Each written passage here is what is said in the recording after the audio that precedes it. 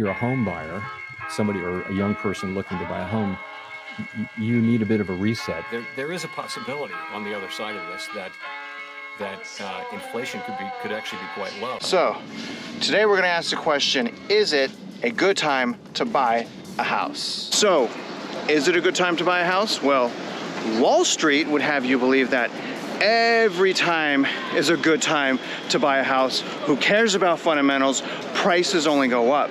And I can't help but note that everyone we saw come out of Main Street, we were actually walking down, Wall Street, not Main Street, Wall Street, all of the brokers or whoever they were at best, you guys, 25 years old.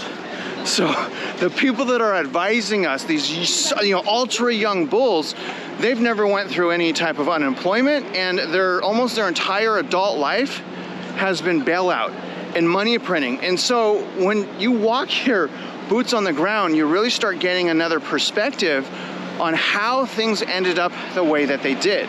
But where I really want to start this video, guys, I don't want to really start by talking about the awful advice, but I did want to make a point that, oh my gosh, they're getting a little too friendly with the bull, the back of the bull, if you know what I mean, because they're distracted and having a good time. But we're gonna start by talking about affordability, which is the #1 thing strangling the housing market, strangling both selling and buying.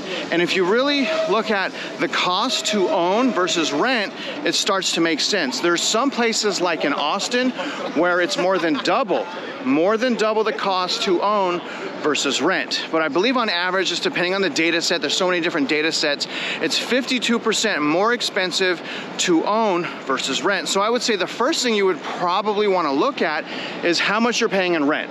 Because a lot of times, if you can purchase, and again, prior to the lockdowns, prior to 2019, generally it was a super smart idea in almost every situation to purchase a house if it was cheaper as far as a monthly payment. And we gotta talk about price here in a minute, but if you could purchase a house for cheaper than your rent, usually that's a slam dunk. But that's just, those fundamentals right now are absolutely gone. And so we have this unaffordability crisis, not just because of the interest rates. The interest rates actually caused the unaffordability. The low interest rates, not the high interest rates. The low interest rates caused it. And so we're stuck in this cycle right now, hoping and praying for deflation to come, sooner rather than later. So I would say to anyone that is considering buying a house right now, look at your current situation, as far as the expenses, monthly payment, and how much money it would cost out of your pocket to close, and weigh that against the cost to own. Because a lot of people have it good right now. I grew up a little bit in poverty in a manufactured home. I shared my room with my brother, super tiny room. But my mother, and they had just recently got divorced. But man, I look back at those times. That was one of the best times in my life when I had the least. So I think you really got to put things in perspective. And also, if you're like me, you're getting paid to wait. So I have a lot of my money tied up into T-bills. If I go and buy a house right now and use that money as a down payment, I also stop making $200-300 a month. So not only for me personally would it cost roughly $1,000 more a month to own, it's actually going down a lot actually, because the rental market in my area is plummeting. So it's actually getting more inverted, if you will, because the rent is getting cheaper. So I'd have to take all the money out that I'm getting paid on, and I would be paying $1,000 more a month. So really, it's a lot different. It's really more like a $1,400, $1,500 difference in payment. Plus I've lost my little tiny nest egg. Put it in perspective. I mean, I'm gonna be the guy, again, that still believes in America. You guys have to understand, especially if you're a young adult, if you're saying that prices are gonna stabilize, there's not gonna be a crash, whatever your definition of crash is, if you're saying that, then what you're really kind of saying is America is turning into a social country. Would you agree with that? But I still believe in American values. Why so many people lost that, I believe, is because look at the young adults, the hyper young bulls. They just don't know what they don't know. All right, we're gonna talk about price. And this scene actually Melody took us here. Behind me You see the Freedom Tower going into the clouds. That's where the World Trade Center used to be. There's a memorial behind me right here.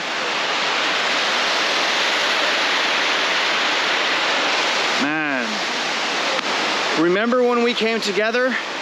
Remember when we came together, you guys? But anyways, I want to talk about price. Here's the honest truth, you guys. Despite, and this is my gripe with Dave Ramsey, I'm glad you guys love him, but yeah, besides using religion to make money, you know, he said home prices went down one time in 2008. The thing is prices have gone down many times throughout history. For example, remember I live in Houston. Houston declined, I believe, in the 80s as a result of oil, and also I believe around 2015. And that's the thing, that's what I'm really saying, you guys. Prices right now are inflated.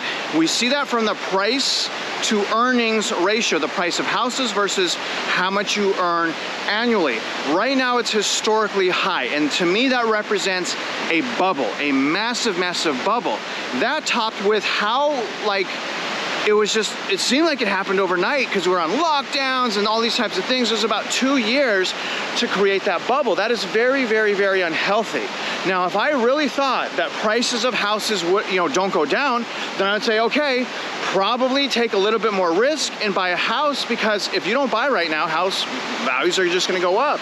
But that's not the reality. That's what we're really saying here. There's grounds to be cautious. Now, how long do we have to wait? That's the hard part. It's hard because, personally, my journey anyways, I keep finding out about moratoriums or excess printing or, just another reason, for things being propped up and the can kicked down the road. Prices go down. It's not good. People lose a lot, but y'all, prices go down. That's a fact. I understand supply and demand. I understand that. But we also have to understand PE ratio. We just talked about affordability. The affordability has a lot to do with prices. And so when we look at what would it take for balance to come back, if we stay at the interest rates, that's the thing, if we stay at the interest rates we have now, then prices need to come down at roughly 35%. Think about that, to come back to sustainable levels of affordability. Now, another option for as far as affordability would interest rates going back down to 2. But if that happens, you guys, prices will more than likely go up significantly once again, to oblivion. But we have to remember, and it's not just the GFC, the Great Depression, home prices went down. Home prices went down in so many different areas. And so what we're also saying is, when the price goes down of your house to where you owe now more than what your house is worth, you are trapped in that house with an inability generally to sell and an inability to refinance. But I would also like to warn, it's more than that. It's the emotional aspect as well. It's the family aspect as well. Unfortunately, when I had my foreclosure and bankruptcy, that was the worst time of my life. And at that time, obviously I have a son that's not in my household now, but man, I don't know how else to say this, but it ruined my life. And so I will always have that regret. I will always have the regret that I'm so blessed, my family now. I will never have another wife. I love my wife so much. Oh my gosh, I'm blessed. But, you look back and it's very sad. I wish my son would have been raised a bit differently. He's turned out to be such a blessing. I'm not saying he's not. He is such a blessing, such perseverance. But what I am saying is it created such a burden of anxiety and pressure, and that pressure and anxiety got into my household. So when prices go down, y'all, it's more than just price. It's just all kinds of things about how you have to live your life. And imagine being trapped, imagine buying at the peak, having a mortgage payment of $4,000 or $5,000, and then losing your job through recession. And that's exactly the next topic we're gonna speak about. Now we're gonna talk about the future. And I hate doing it. It's very, very difficult to do that. But we're gonna talk about recession, and we're gonna talk about recession indicators. Now I'm gonna leave out a lot of things like GDI, industrial production that are indicating we're already in recession. Because really what I'm talking about, I want to replace the word recession, since I keep redefining it for one, but I want to replace it with the word unemployment. Does that mean that I want people to be unemployed? No, that's why I'm making these videos and saying right now, while we still have the opportunity to save money and to work, some people, not even all people, we should do that. But what we're looking at specifically, one of the biggest cases for recession is the yield curve inversion. And I want to point out that we have been inverted almost, not quite, but almost the longest we've ever been inverted. And that basically means that the 2-year treasury is higher, the interest rate is higher, the yield is higher than the 10-year. It's not normally like that, and what that does is it tightens up the markets and it causes distress in the markets. That's why it was such a big deal that the Fed sell mortgage-backed securities, which they really haven't done that, and that they don't inject any more money into the system because we're doing quantitative tightening. But when we look at the yield curve inversion, it's screaming to us, which is like our ancestors and our grandfathers, our forefathers, it's screaming to us, caution, there's pain coming. And with that pain is unemployment. So imagine, again, a lot of these young adults that have never gone through a type of unemployment phenomenon, imagine what they're going to go through when they actually have to try to find a job. I think a lot of people are in for a rude awakening.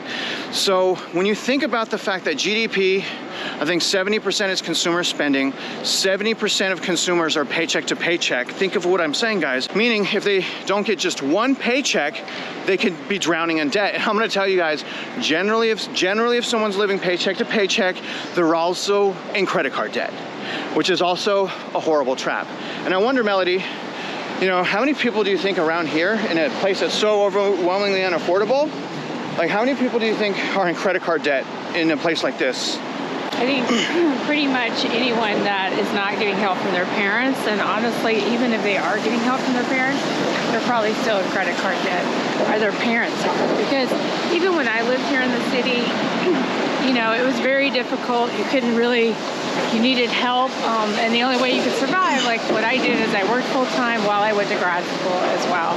So yeah, and that's why I think these top heavy areas, even without those clusters of new construction, it's all, they're holding on by a string, man. That's how I look at it. They're holding on by a string. When the job market collapses, if it does, there's cracks in it right now. But historically, obviously, 3.7 unemployment rate, I'll acknowledge, super low. But again, when we dig into the numbers, 1.53 million full-time jobs lost in December alone. That's not healthy. That doesn't represent a strong economy. And we also know this, strong economies can thrive with high interest rates. Weak economies need low interest rates to survive. And so what do you think is happening right now? Everyone's like, lower interest rates, lower interest rates. It's because the economy is weak. And the narrative, the primary narrative at this point for the bullish case is government printing. And that's why a lot less people are listening to the bulls, because they have nothing else to talk about anymore, because they're expecting a bailout. But I will say, recessions can be good if you prepare yourself accordingly. Obviously, still people get hurt. I've already taken blows in my household with my finances, but I've been preparing. If I wasn't prepared, I would be in really, really bad shape right now, because I've lost a tremendous amount of salary income. I believe in being self-employed. Personally, I've always been self-employed, but the salary positions, they're comfortable. They pay your medical, right? But the problem is you lean on someone else that only cares about money too much. So I think when you look at the recessionary indicators, the yield curve, the fact that like recessions are normal, and actually part of a healthy economy, because boom, bust, it's just so clear. We have so many indications of turmoil. A recession is a big reason. An incoming recession is definitely, and unemployment is definitely a huge reason to be cautious when purchasing a real estate, if you're gonna purchase right now. last thing we're going to discuss is the foundation that the housing market has been built on over the last 4 years. It's really, really far from normal, obviously. And think back, you guys, a lot of people are like, oh, you missed the opportunity to buy, you know, when interest rates were low. If you didn't buy when that happened, you're doomed. You know, you're a loser for renting, blah, blah, blah, blah, blah. But remember what it was like in 2021, 2022, and remember what the foundation, how that was built. Remember, we had appraisal gaps. Appraisal gaps wasn't a household name. That's not normal. That's awfully bad. So again, foundation has been built on appraisal gaps, waiving contingencies, probably why there's so much buyer's remorse. So we got waiving contingencies, appraisal gaps, and bidding wars. The bidding wars were absolutely despicable, you guys. And not only the bidding wars, waiving contingencies. This whole situation, this entire foundation, not only do we have a huge asset bubble, okay? Not only do we have a recession incoming, but we have the weakest foundation we've ever had in the history of the housing market. And so I think it's important to take those things into consideration, but I'm not so naive to think that waiting doesn't suck. Waiting does suck. But the thing is, what really matters is what you're doing as you're waiting, which is why I have the free, again, home buying course. Work on your credit. Melody's laughing at me. Your income and your assets. Learn how to be a professional at buying a house, buying a property, and continue to work on your purchasing power. Be an expert in your local market. I have market analysis I do. You can literally go to the playlist on my channel that says value.